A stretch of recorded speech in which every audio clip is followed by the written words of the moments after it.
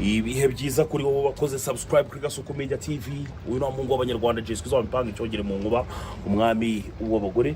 Abanyarwanda kazi mbanje kubasuza nongera kubifuriza kugira amahoro y'Imana nyagasani gukomeza kubana na maginga aya ngaya ngira ngo murabona turi mu mvura ariko naje kureba uwitwa Eric Semuhungu ugiye kuva ngo mu bintu byo guhostinga agatangira kujya mu bintu byo gucuruza amazu. Komera cyane Eric. Komera cyane.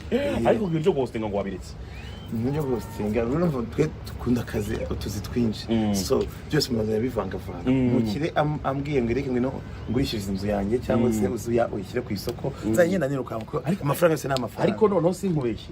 Inzu noneho ngewe wanyeretse ni igikoko. Noneho ikabiri no ku mazi mu mujyi wa Kigali ku mazi babere.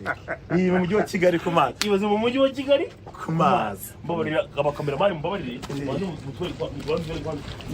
N'abantu ntabwo babona ibya bindi ngo ni amazi ngo y'ikidendezi. Ngira ngo mukurure muzuminge bari abantu barimo baragashya abantu bagashya hano hariya hirya umva bimeze neza. Ariko se mu hano hantu ni hehe kwanza wonde bana abadukurikiye abanze banahamenya. Hano rero ni Nyarugunga hafi ya Sanitasi iri hakurya ni kuri Dubai Port. Hano hasi ni ku rugana rw'Inyange. Ahari hejuru ni Inare Center.